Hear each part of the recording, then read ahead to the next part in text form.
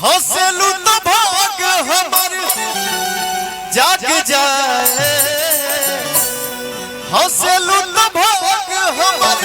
जाग जाए, जा हमरो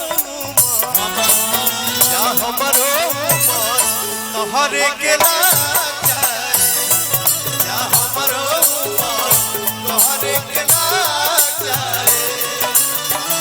हंसलू तो भाग हमर जाग जाए, हंसलू तो भाग हमर जाग जाए। मुझे आज भी वो दिन याद है और आज भी वो कुर्ता पजामा शेरवानी हमको याद है जो मैं इसी मंच पे गाना गाया था कि 16 बरिस के भइलू अब ही प्यार ना भई, 16 बरिस के भइलू अब ही प्यार ना भई, ई जवानी बाबा का रुक रे, ई जवानी बाबा का कौन यार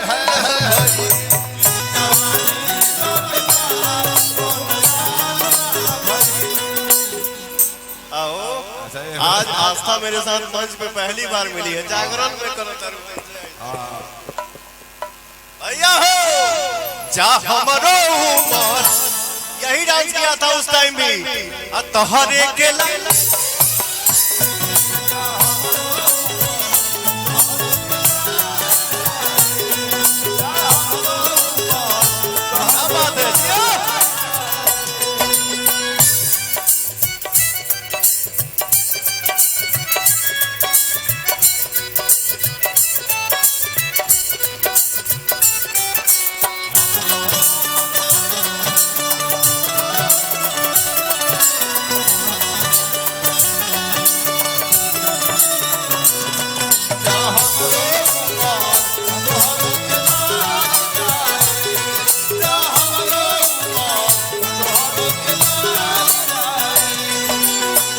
मिलके जब जालू मोरे धन हो, जियारा जरेला छन छन हो,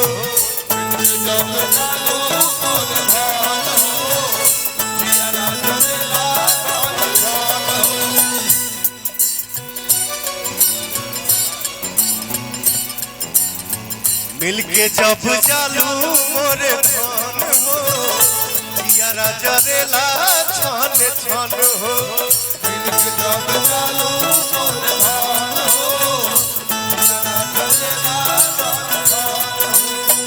भैया एक चीज हमसे छूट गया था इस महोत्सव में। मंच के सामने हमारे जितने भाई यूट्यूबर भाई बैठे हैं, खड़े हैं कैमरा लेके, जे भी भाई हमारे न्यूज चैनल से बा, आप सभी को मेरा सादर प्रणाम। अपना आशीर्वाद, अपना साथ, अपना प्यार बनाए रहिए और सबके बारे में अच्छा दिखाइए, अच्छा सुनाइए। रहेलू तू सोझा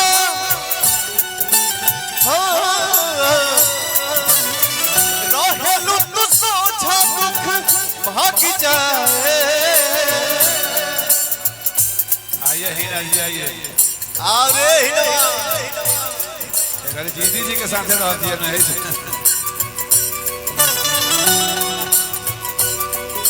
ए व्यास जी, जीती जी के हीरा जी के सगाई हो के लगा। अरे रहे ना देख के काहे इतना गोड़ लगता है, ले आवले जा लागे जीती जी के हीना जी के सगाई हो के वाला के ड्रेस से के बा आई हो दादा।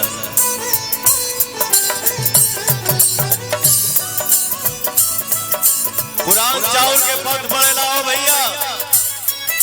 बहुत पहले से यूपी बिहार में मंच को हिला के रख देती है, जिसका नाम है हीना। सही बात है, जय हो। हीनो खा लिए बजे, जीतियो भैया खा लिए बजे। रहेलू तू सोझा दुख भाग जाए, रहेलू तू सोझा दुख भाग जाए, जा हमरो जा हमरो तोहरे के लाग, जा हमरो तोहरे के लाग जाए, आरा के उठ लाली लगवलू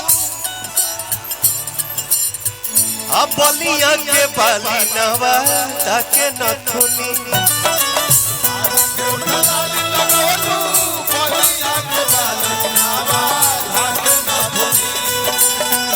आरा के उठलाली लगवलू बलिया के बाली नवा ताके नथुनी त कौना जिला के जिलेबी